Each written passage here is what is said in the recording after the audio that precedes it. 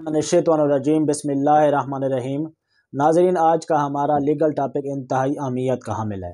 आज का हमारा लीगल टॉपिक रमज़ान शरीफ, जो कि आज से 10 दिन बाद हमारे पास मेहमान आ रहा है। आज का मेरा लीगल टॉपिक जो है एहतराम रमज़ान आर्डिनेंस 1981 के तहत है कि रमज़ान शरीफ के दौरान कोई शख्स जिस पर इस्लाम के अकायद के मुताबिक रोज़ा रखना वाजिब हो, माह रमज़ान में औकात रोज़ा के दौरान किसी मकाम पर न खाएगा, न पिएगा, तंबाकू नोशी नहीं करेगा। अगर कोई शख्स खिलाफ वर्जी करता है तो उसको 3 माह कैद और 5,000 रुपये जुर्माना हो सकता है। इसी तरह कोई होटल वाला, तनूर वाला, कंटीन वाला या किसी भी पब्लिक की जगह का मालिक, मैनेजर, मुलाजिम या इंतज़ाम करने वाला शख्स माह रमज़ान में औकात रोज़े के दौरान किसी शख्स को जिस पर इस्लाम के अकायद के मुताबिक रोज़ा रखना वाजिब हो, कोई चीज़ अशिया खुर्दनोश पेश नहीं करेगा, न तवाज़ो करेगा और ना ही कोई खाने पीने की चीज़ पेश करेगा। अगर कोई पेश करेगा, होटल का मालिक, तनूर का, कंटीन का मालिक, तो उसको भी 3 माह कैद और 5,000 रुपये जुर्माना है। इसी तरह रमज़ान शरीफ के दौरान ना कोई थिएटर चलेगी, ना कोई सिनेमा चलेगा। अगर चलेगा तो वो रोज़े अफ्तारी के बाद 3 घंटे के बाद चलेगा। ये भी इस आर्डिनेंस में वक्त दिया गया है। इसी तरह इस चीज़ पे कोई एक्सेप्शंस भी दी गई हैं, रियायतें भी दी गई हैं।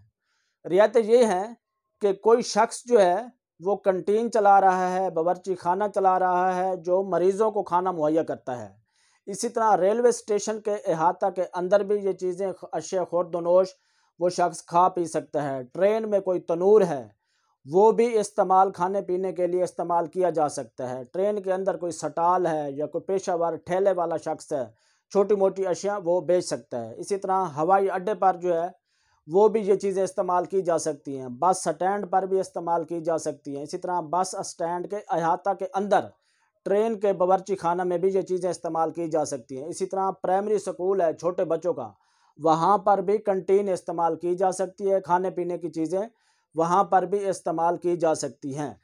इसका जो अख्तियार है, अगर कोई शख्स खिलाफ वर्जी करेगा तो वो मजिस्ट्रेट साहब को अख्तियार दिया गया है। अगर मजिस्ट्रेट साहब देखता है कि इस आर्डिनेंस के तहत कोई खिलाफ वर्जी हो रही है तो मजिस्ट्रेट वहाँ जाएगा। वहाँ जाके वो सारे हालात वाक़यात देख के मौका पर भी मजिस्ट्रेट साहब जो हैं समरी ट्रायल की सूरत में सेक्शन 260 CRPC से लेकर 65 तक जो अख्तियारात एक मजिस्ट्रेट साहब को दिए गए हैं उसके तहत जो है वो सज़ा और जुर्माना कर सकता है। अगर मजिस्ट्रेट साहब के अलावा किसी और शख्स ने या पुलिस के अलावा किसी और शख्स ने ऐसे बंदे को जो इस आर्डिनेंस के तहत खिलाफ वर्जी कर रहा है गिरफ़्तार किया है तो वो उस शख्स को गिरफ़्तार करके नज़दीक तरीन थाने में जमा करवा देगा और वो थाने वाले कार्रवाई करेंगे, इस पे कलंदरा बनाएंगे और फिर जो है वो मजिस्ट्रेट साहब के पास भेजेंगे। मजिस्ट्रेट साहब जो है सिर्फ जो है जुर्माना और सज़ा देना मजिस्ट्रेट साहब की पावर है और किसी को पावर नहीं है।